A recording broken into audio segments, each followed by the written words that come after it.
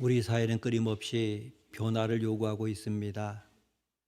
오늘날 우리 한국 사회 현실을 보게 되면 참으로 안타깝고 절망에 빠진 그 모습이고, 매스컴에서 신문에서 들려오는 소리가 우리와 금 때로는 낙심케 만들고 힘이 빠지게 만듭니다. 총선이 끝났고 또한 어떤 변화의 바람이 분명히 불어올 텐데, 매번 총선 때마다 느끼는 것, 그리고 국회의원들의 그 모습 속에 느끼는 것은, 매번 국회의원들이 예수 믿는 사람들이 한 3분의 1 이상, 한 120명가량이 예수 믿는 사람들이 국회의원들입니다. 그럼에도 불구하고 단 한 사람만 해도 제대로 예수 믿는다고 하면 변화시킬 수는 변화시킬 수 있는데, 120여 명의 기독교인 정치인들이 있음에도 불구하고 변화는커녕 자신들의 이득만을 향하여 달려가는 그 모습 속에서 이 국민들은 실망하고 그리고 좌절에 빠지고 있습니다. 정치, 경제, 사회, 문화 모두가 엉망이고, 이러다가 우리나라가 어떻게 되는 것 아니냐는 우리의 목소리가 들립니다. 왜 우리나라에는 올바른 지도자가 없단 말입니까? 이 나라의 바른 지도자는 과연 누굽니까? 과거 이 나라가 어려웠을 때는 이상재, 안창호, 김구 같은 그리스도인들이 바른 지도자가 되어서 나라의 정신을 이끌어 갔는데, 오늘날은 진정한 성도, 참된 그리스도인 지도자가 어디에 있습니까? 올바른 지도자가 없으니 백성들도 덩달아 올바르지 못하고, 백성들의 삶이 엉망이니 또 올바른 지도자를 만들어내지 못합니다. 들려오는 거 보게 되면 나만 알고 내 가족만 알고 그저 나입니다. 돈 버는 것도 나와 내 가족만이 잘 먹고 잘 살기 위해서고, 출세하는 것도 내가 보다 나은 지위에서 권력을 누리기 위해서입니다. 그러나 여러분, 우리 성도의 모습이라고 하는 것은 그렇게 되어서는 안 됩니다. 공부해서 남 줘야 되고, 돈 벌어서 남 줘야 되고, 출세해서 나 혼자 잘 사는 것이 아니라 남에게 좋은 영향력을 주어야 하는 것입니다. 출세를 남에게 도움을 주는 기회로 삼아야 합니다. 왜 하나님께서 어떤 사람에게 특별한 은사를 주시어 성공하게 만들고 출세하게 만듭니까? 다른 사람을 이롭게 하기 위한 것이 아닙니까? 그런데 오늘 우리의 모습은 어떠합니까? 출세만 하면 그 지위를 이용하여 자기 욕심만 채웁니다. 그러니 정치가 엉망이고 사회가 어지럽고 부정부패가 만연합니다. 오늘 우리 그리스도인들은 세상 사람들의 모습과 달라야 됩니다. 그들이 죄악을 따라하고 자기 욕심만을 채워도 우리는 그렇게 해서는 안 됩니다. 우리는 깜짝 놀랄 만큼 정상적이어야 되고 깜짝 놀랄 만큼 달라야 하는 것입니다. 오늘 읽은 성경 본문에 참다운 하나님의 사람의 모습이 나옵니다. 그가 누굽니까? 느헤미야입니다. 그는 출세하여 유대 민족의 총독이 됩니다. 그러나 이전 총독들의 모습과는 달랐습니다. 저는 성경의 이 느헤미야 모습을 보면서 이런 기도를 드렸습니다. 하나님, 이 땅에 느헤미야 같은 지도자를 보내 주옵소서. 우리가 느헤미야 같은 성도가 되게 하여 주옵소서. 여러분, 우리는 잘 될 때 조심해야 됩니다. 어려울 때보다 형편이 나아졌을 때 하나님의 뜻대로 살기가 더 어렵습니다. 내가 성공했고 출세하고 승진할 때 조심해야 됩니다. 역경은 사람들에게 어려움을 안겨다 줍니다. 그러나 역경을 견딜 수 있는 사람이 100명이 있다면 번영을 견뎌내는 사람은 한 사람밖에 없습니다. 역경이라고 하는 고통스럽지만은 많은 것을 우리에게 가르쳐 줍니다. 그런데 역경보다도 한층 더 어려운 시험은 성공입니다. 우리는 고난 때보다 성공할 때 타락하는 것을 봅니다. 우리가 성공하고 출세했을 때에 무엇을 해야 합니까? 출세할 때 참된 그리스도의 모습은 어떤 모습입니까? 오늘 이 느헤미야의 모습을 통해서 출세한 자가 해야 될 바른 모습을 살펴보게 되면, 먼저 느헤미야는 자신의 특권을 남용하기보다는 좋은 본보기가 되었습니다. 14절 말씀 함께 읽습니다. 14절입니다. 또한 유다 땅 총독으로 세움을 받은 때에 곧 아닥사스 왕 제20년부터 제32년까지 12년 동안은 나와 내 형제들이 총독의 녹을 먹지 아니하였느니라. 아멘. 이 느헤미야를 보게 되면 정말 자기가 누려야 되는 당연한 특권까지도 포기합니다. 총독이 왕의 녹을 먹는 것은 당연합니다. 그런데 그는 그렇게 하지 않았습니다. 왜 느헤미야가 봉급을 받지 않았습니까? 성경에는 두 가지 이유가 나옵니다. 15절 말씀 함께 읽습니다. 15절입니다. 나보다 먼저 있었던 총독들은 백성에게서 양식과 포도주와 또 은 40세겔을 그들에게서 빼앗았고 또한 그들의 종자들도 백성을 압제하였으나 나는 하나님을 경외함으로 이같이 행하지 아니하고. 아멘. 그 첫째 이유가 하나님을 경외했기 때문입니다. 그는 하나님을 경외했기 때문에 자기의 특권까지도 과감하게 포기합니다. 그는 총독으로 재산을 모을 수 있고 백성들 위해 군림할 수도 있습니다. 요즘 보게 되면 어떻습니까? 어떤 공공기관에는 장이나 국회의원을 보게 되면 뭘 먹고 사는지 그냥 1년의 세비가 매년 그냥 재산으로 늘어난 것을 봅니다. 이상하지 않습니까? 그러니 아마 권력을 잡으려고 하는 것 같습니다. 그러나 느헤미야는 그렇게 하지 않았습니다. 이것이 하나님의 사람의 모습이 아닙니까?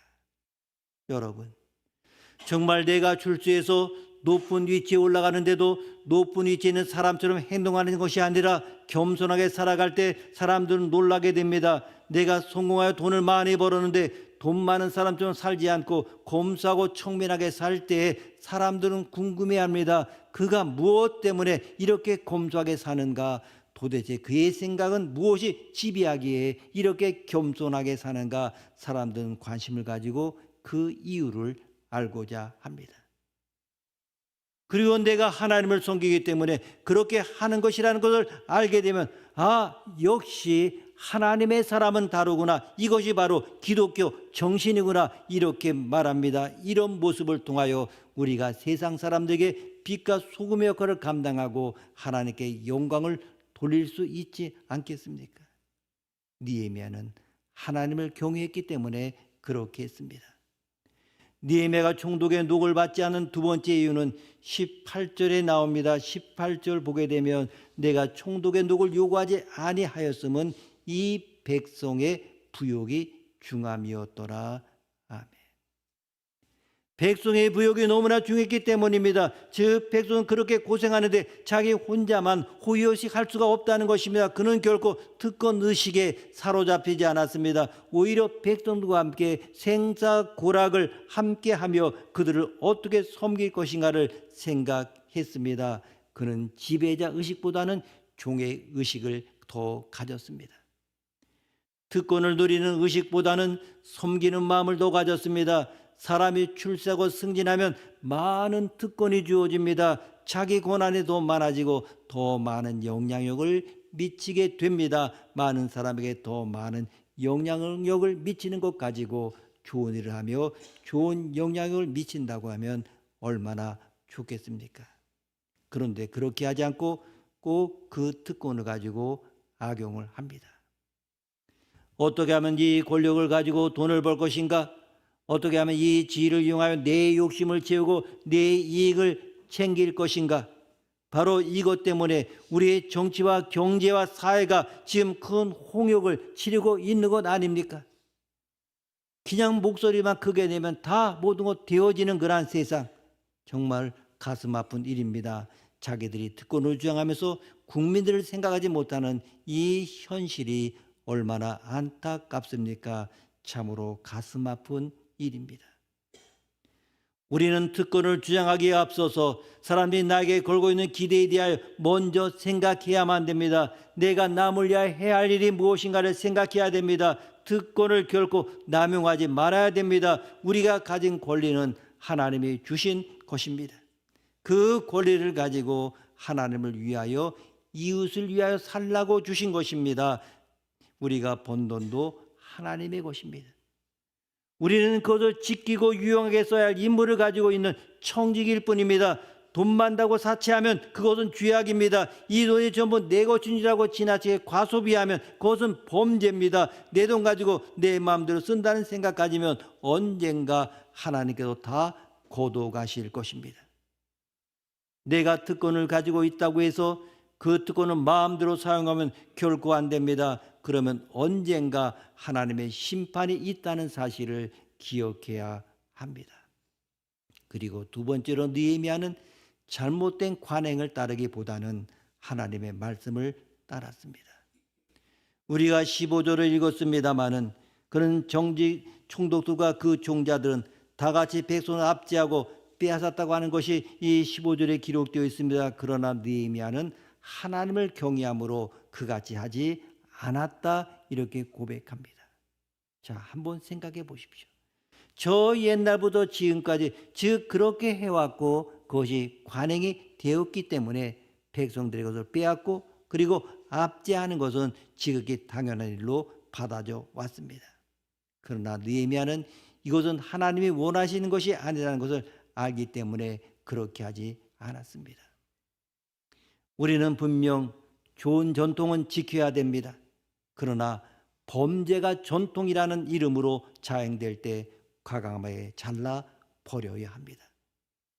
선조들이 했다고 지금까지 교회가 해온 것이라고 해서 악습을 그냥 방관한 채 따라가서는 안 되는 것입니다. 개신교에서 왜 가톨릭이 잘못됐다고 합니까? 천주교에서는 전통을 중요시합니다. 전통이 하나님 말씀과 동등된 위치에 있고 어떤 때는 하나님 말씀보다도 위에 있습니다. 그들은 교황의 절대성을 강조합니다.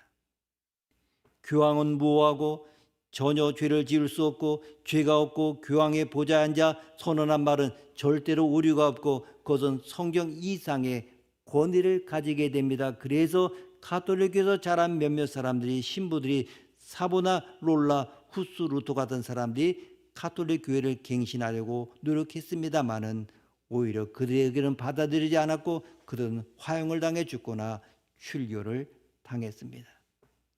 그들은 가톨릭 교회에 새 생명을 불어넣을 수 있었습니다마는 오히려 거부당했습니다. 그래서 우리 개신교가 가톨릭에 반대하여 민주적인 교회로 다시 새롭게 시작이 되었습니다. 그런데 한번 보십시오. 이제 그 많은 세월이 지나니 개신교도 하나의 전통이 생겼습니다. 암흑기에는 교황이 하나님 말씀을 대신했는데 이제는 다수결이 그 자리에 들어섰습니다. 성도들은 하나님이 지금 무엇을 말씀하신가를 말하지 않고 다수의 사람들이 지금 무엇을 말하는가를 생각합니다. 그래서 어떤 문제를 가지고 의견이 서로 나누일 때는 투표에 붙이고 다수결을 합시다 이렇게 말합니다. 그리고 과반수가 넘으면 그것이 하나님의 뜻이라 이렇게 생각합니다. 여러분, 다수가 항상 옳은 것은 아닙니다. 우리는 하나님이 무엇을 말씀하시는가, 성경이 무엇이라고 가르치는가를 살펴보아야 합니다. 한번 성경을 잘 보십시오. 광야에서 금송아지를 만든 자들도 다수입니다. 가데스 바네아에서 가나안 땅을 탐지한 12명의 정탐꾼 중에서 다수가 부정적인 말을 했고 모든 백성들이 그들의 말을 따라가다가 멸망을 당했습니다. 예수님께서 이적을 행하시고 병든 사람을 고치시고 하나님 나라 말씀을 전파했는데도 나중에 예수님께 등을 돌린 것도 다수의 사람입니다. 우리는 잘못된 전통을 따라가기보다는 그것을 과감하게 벗어나 하나님 말씀을 따라가야 됩니다. 하나님 기뻐하시지 않는데도 누구나 다 하니까 하면 되는 것입니까? 우리는 전통의 물결이 아무리 도도하게 내려간다 할지라도 그 전통이 범죄와 실수투성이라면 그것을 과감하게 잘라버리고 새로운 역사를 창조해야 합니다. 그래서 로마서에 보게 되면 너희는 이 세대를 본받지 말고 오직 마음을 새롭게 함으로 변화를 받아 하나님이 선하시고 기뻐하신 온전하신 뜻이 무엇인지 분별하도록 하라 말씀합니다. 여러분, 우리는 하나님 앞에서 살아가는 사람들입니다. 세상을 따르는 사람이 아닙니다. 하나님을 따르는 사람입니다. 그러면 늘 하나님이 무엇을 원하시는가, 하나님 무엇이라고 말씀하시는가 늘 볼 수 있어야 되고 들을 수 있어야 합니다. 여러분, 오늘 본문에 나온 이 느헤미야를 보십시오. 그는 하나님을 경외함으로 그렇게 하지 않았다고 말합니다. 우리는 승진이 되어 지위가 올라가면 하나님을 잊어버릴 때가 있습니다. 높은 지위에 올라가면 그 위치가 하나님보다 더 크게 보여서 하나님을 외면할 때도 있습니다. 정말 그 위치 때문에 하나님이 보이지 않는다면 그것은 축복이 아닙니다. 내가 출세하고 성공했기 때문에 더 이상 하나님이 나에게 필요치 않다면 그것은 축복이 아닙니다. 오히려 그것은 저주이며 실패입니다. 내가 출세하고 높아지는 것이 누구에 의해서 되어지는 것입니까? 하나님 때문이 아닙니까? 우리는 결코 우쭐해서는 안 됩니다. 나의 번창함이, 나의 출세가 내 힘으로 된 것이 아님을 기억해야 됩니다. 나의 성공 뒤에는 하나님의 주권적인 손이 있습니다. 나는 단지 하나님의 자비의 은혜를 받은 것뿐입니다. 왜 우리가 이 사실을 자주 잊어버립니까? 요셉을 애국 감옥에서 건져내어 총리로 만든 것이 바로 하나님이 하신 일입니다. 하나님께서 바빌론 포로로 잡혀있던 다니엘을 들어서 왕의 오른팔로 삼으셨습니다. 하나님이 하시는 것이지 내가 잘나서 된 것이 아닙니다.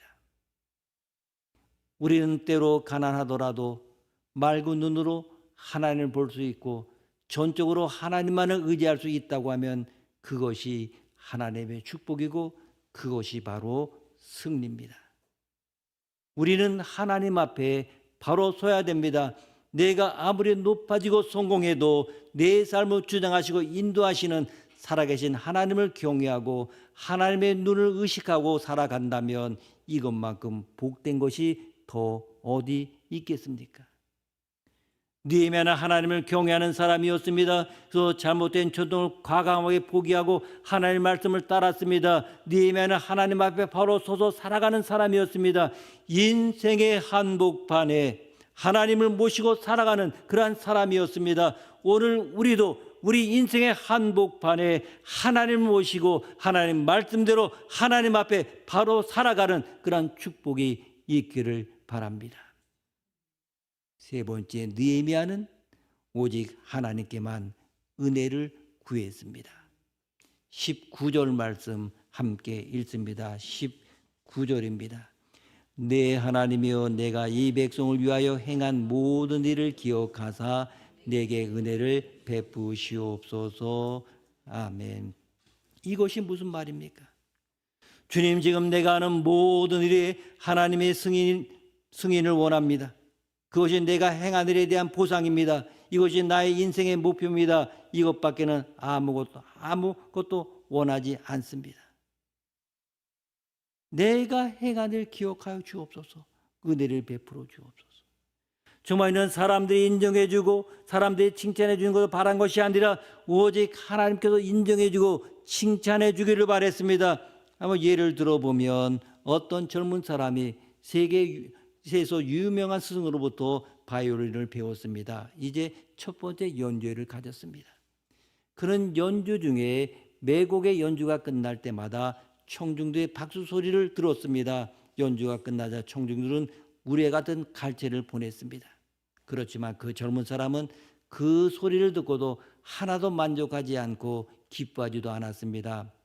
그리고 조바심을 가지고 발코니를 쳐다보았습니다. 그곳에는 한 노인이 앉아 있었습니다.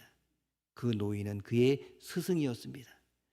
그래서 스승이 고개를 끄덕이며 웃으면서 그의 만족을 나타내고 있었습니다. 그러자 비로소 이 연주자는 긴장을 풀고 웃음을 머금으면서 행복에 젖을 수가 있었습니다. 군중들의 칭찬은 그에게 아무 소용이 없었습니다. 오직 그의 스승의 인정이 필요했던 것입니다. 느헤미야도 오직 하나님만이 그 승인을 원했습니다. 그것만이 그가 원하는 유일한 보상이었습니다. 그래서 그는 하나님을 향하여 내 하나님이여 내게 은혜를 베푸시옵소서 이렇게 고백합니다. 여러분, 정말 저희도 이런 고백을 하실 수 있겠습니까? 내 하나님이여, 내게 은혜를 베푸시옵소서. 나는 오직 하나님의 승인을 원합니다. 나는 사람의 시선을 원하지 않습니다. 나는 사람의 인정이 아니라 하나님께 인정받기를 원합니다. 하나님만이 내게 보상해 주옵소서. 여러분, 하나님이 나를 인정하시기만 하면 무슨 걱정이 있겠습니까? 자꾸 사람의 눈을 의식하고 사람에게 승인받고 인정받으려고 하니까 하나님께 인정받지 못합니다. 그러나 하나님이 인정하시면 아무것도 문제가 되지 않습니다. 성경에 나오는 신앙의 사람들은 세상에서는 고난을 당하나 하나님께서 보상해 주실 걸 믿고 믿음을 지켰습니다. 여러분, 모세를 보십시오. 이 모세는 그가 있던 곳에서 가만히 있었다고 하면 장차 왕이 될 수 있었던 그러한 사람이었습니다. 그러나 그는 하나님을 바라보았습니다. 그래서 히브리서 기자는 말합니다. 믿음으로 모세는 장성하여 바로의 공주의 아들이라 칭함받기를 거절하고 도리어 하나님의 백성과 함께 고난받기를 잠시 죄악의 낙을 누리는 것보다 더 좋아하고 이는 상 주심을 바라봄이라. 우리가 하나님을 바라보고 하나님께 은혜를 구할 때 하나님께서는 은혜를 베풀어 주십니다. 하나님을 구하는 자에게 주시는 것입니다. 여러분, 느헤미야를 보십시오. 그는 내가 이 백성을 위하여 행한 모든 것을 생각하시고 내게 은혜를 베풀어 달라고 간구합니다. 내가 이 백성을 향한 모든 것을 기억하시고 그가 행한 것이 무엇입니까? 자신을 희생시키면서도 동포의 이익을 위해 행한 일입니다. 자신은 손해를 보면서 자신은 고통을 겪으면서도 동포를 위한 일이라면 아낌없이 희생의 대가를 지불하는 그의 모습입니다. 여러분, 우리는 희생을 치를 각오를 해야 합니다. 하나님을 위하여, 이웃을 위하여 희생을 치를 각오를 해야 합니다. 이것이 어렵습니다. 힘듭니다. 그러나 해야 합니다. 이것이 바로 우리 주님께서 우리를 위하여 해주신 일이기 때문입니다. 죄 없으신 예수님께서 아무 대가 없이 나를 위하여 희생의 제물이 되셨습니다. 쓰리고 아픈 십자가를 지시고 고통을 당하여 죽으셨습니다. 바로 나를 위해서입니다. 우리는 그리스도를 위해서, 이웃을 위해서 십자가를 질 수 있어야 합니다. 그런데 왜 그 십자가를 피하려고 하십니까? 예수님을 쉽게 믿으려고만 합니까? 어렵고 힘든 일은 피하고 쉬운 일만 하려고 합니다. 나에게 손해보는 일은 안 하려고 하고 나에게 이익되는 일만 골라서 하려고 합니다. 어떤 사람들이 정말 예수님의 제자가 되어서 예수님을 따르고 싶었습니다. 그래서 예수님을 따라가고 싶다고 기도하는데 정말 그들 앞에 예수님이 나타나셨습니다. 그리고 예수님께서 그에게 말하기를 너희들이 나를 따라오고 싶거든 이 십자가를 지고 나를 따르라고 하면서 각 사람에게 예수님께서 갈보리를 오르실 때 지시고 가셨던 그 무거운 십자가를 주었습니다. 그 십자가는 아주 무거워서 정말 지고 가려면 땀이 흘릴 정도였습니다. 그러나 사람들은 십자가를 지고 골고다에 오르신 예수님을 생각하여 그 십자가를 지고 낑낑거리면서 끝까지 갑니다. 그런데 어떤 사람이 그 십자가를 지고 가다가 너무나 무거워서 꾀를 내기 시작했습니다. 그것은 아무도 모르는 곳에서 아무도 모르게 톱으로 십자가의 밑둥을 잘랐습니다. 그리고 십자가를 지니까 조금 가벼웠습니다. 그런데 또 한참 가다가 또 무거워졌습니다. 그래서 이번에는 십자가 양쪽 끝을 잘랐습니다. 조금 가벼워졌습니다. 이렇게 여러 번 자르고 나니까 나중에는 십자가 손바닥에 져서 그 십자가를 들고 가볍게 막 뛰어갔습니다. 그러다가 어느 마지막 종점에 다다라서 예수님에게 상급을 받을 지점에 도착을 했습니다. 그런데 그곳에는 뛰어넘을 수 없는 도랑이 있었습니다. 그 도랑을 마지막으로 넘어야 저편에 찬란하고 아름다운 금관을 들고 서 계신 예수님에게 갈 수가 있었습니다. 그러자 모두들 자신이 지고 온 십자가를 도랑에 걸치고 넘어갔습니다. 그러나 오다가 톱으로 자신의 십자가를 자른 그 십자가를 진 사람, 십자가 짧아서 건너지 못하고, 어떤 사람은 건너다가 구덩이에 빠지기도 하고, 어떤 사람은 건너지 못하고 발만 동동 구르고 있었습니다. 여러분, 혹시 내가 진 십자가가 무겁다고 십자가를 자르고 있지는 않습니까? 주님께서 나에게 맡겨진 그 십자가가 무겁다고 고통을 피하고 쉽고 즐거운 것만 찾아 세상과 타협하며 적당히 살고 있지는 않습니까? 우리가 진실되고 성실하게 끝까지 주님을 섬기지 않으면 결코 주님의 상급을 받을 수가 없습니다. 출세하면 남에게 큰 영향을 줄 수 있습니다. 우리는 가난한 출세하여 남에게 좋은 영향을 주어야 합니다. 우리의 자녀들 향해서도 하나님, 나의 자녀가 출세하여 세상에 이익을 주는 사람이 되게 하옵소서, 이렇게 기도하시기를 바랍니다. 우리는 종종 이런 얘기 하지 않았습니까? 출세하여 남 주냐, 공부해서 남 주냐, 돈 벌어서 남 주냐, 남 안 주니까 다 너를 위한 것이니 열심히 공부하고 열심히 돈 벌어라, 이런 말을 자주 합니다. 이것은 잘못된 것입니다. 하나님을 모르는 사람들, 소명 없는 사람들이 하는 말입니다. 우리는 공부해서 남 주어야 합니다. 출세해서 남 주어야 합니다. 성공해서 남 주어야 합니다. 돈 벌어서 남 주어야 합니다. 남에게 주기 위해서 공부하는 사람, 약하고 낮은 사람을 돕고 섬기기 위하여 출세하는 사람, 그리고 바르게 쓰기 위하여 돈을 열심히 버는 사람들이 이 세상에 필요합니다. 누가 이런 사람이 되어야 합니까? 예수를 믿는 우리들이 이러한 삶을 살아야 되고, 우리의 자녀들이 이러한 사람들이 되어야 합니다. 느헤미야의 삶처럼 참으로 아름다운 삶은 없습니다. 저는 느헤미야의 모습 보면서 이런 기도를 드립니다. 하나님, 저는 끝까지 참된 목사로 남게 해 주옵소서. 끝까지 바른 목사가 되게 해 주옵소서. 주님 앞에 서는 날까지 순수한 열정과 깨끗함을 그대로 간직하게 하옵소서. 우리 모두 이런 기도를 드리기를 바랍니다. 하나님, 끝까지 하나님이 인정하신 성도로 남게 해 주옵소서.